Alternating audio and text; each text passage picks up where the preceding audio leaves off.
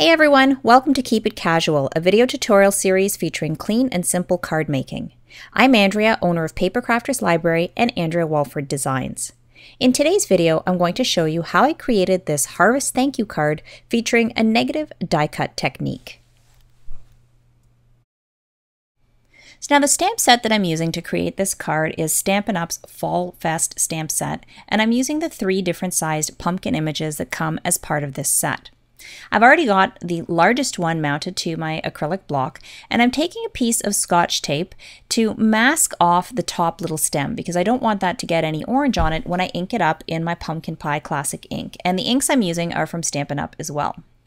So you can see I've applied the ink, and now I want to add a little bit of shading using my Tangerine Tango Classic ink. Now initially I had experimented using the rock and roll technique, and I found that the results were very harsh. You didn't get a nice subtle shading. So I decided to try instead pulling out my sponge dauber, and that's what you see me using on my finger there, and then just pouncing it onto my Tangerine Tango ink pad just to get some ink on there, and then gently dabbing that ink onto the pumpkin. And you put as much or as little as you want. You can actually see on the stamp itself the shading, so that can kind of give you an idea as to how much you want. You may want to experiment a little bit. Now once I had that inked to my satisfaction, I then pulled the tape off and used my Old Olive Stampin' Write marker to color in the stem of my pumpkin. Now, even though I'm working with clear photopolymer stamps, as you can see here, I'm still using my Stamp-A-Majig. And that's simply because I use the imaging sheet to help me determine the placement of my image on my cardstock piece. It's a lot easier to do it that way than just kind of holding your block and hovering it over your cardstock trying to figure out where you want. Now there you can see the comparison. The image on the right was the rock and roll technique, and you can see how much harsher it looked as compared to the shading that I got from my sponge dauber. So now here you can see me holding a mask I created. I used some masking paper, which is really just a very thin paper that has a low tack adhesive. You stamp your image on there and then you trim around it, and then you apply it onto your stamped image. Now, just a quick little tip. I find when you use masking paper, even though it's a very thin paper, sometimes you can still get some white lines around your image. So what I've found is that if you actually, once you've stamped your image onto the masking paper, you cut it just very slightly to the inside of the outer edge of your image. So you're making your image just a teeny weeny little bit smaller than the actual image. You're less likely to end up with that big white space. Now for my medium-sized pumpkin, or I guess my short fat pumpkin for lack of a better word, that was the second one that I decided to ink, and as you can see, I'm doing it in the exact same manner as I did the first one. Now here you can see again how the imaging sheet comes in handy, because there I have each pumpkin stamped on a different imaging sheet, so I can kind of play around with the placement of images before I actually commit them onto my cardstock. Then here I'm coming in again with my Tangerine Tango and my sponge dauber and adding a little bit more shading around the edge of the pumpkin. And then removing my Scotch tape and with my Old Olive marker, once again coloring the stem. Now, one quick thing I did want to mention is that each time I finish coloring my image, before I actually stamp it down on my paper, I am just very gently breathing on it or huffing on it. And it gives a nice moist air, and just make sure that your ink is still moist.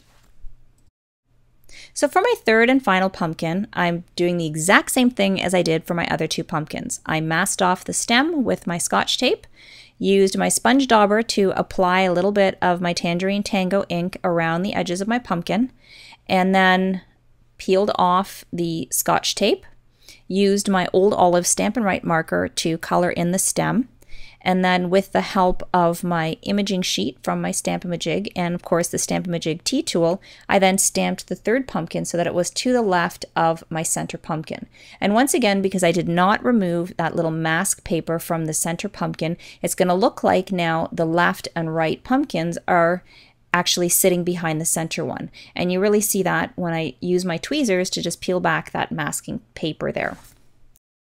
So now here I'm using one of the little leaves that come in the Fall Fest stamp set, and with an Old Olive Classic ink pad, I'm stamping that leaf on the stem of each of the 3 pumpkins. And which side of the stem I'm stamping it on really depends on, I kind of decided by looking at which one it just seemed to make sense for it to be on. So where I seem to have the most room to properly stamp the leaf.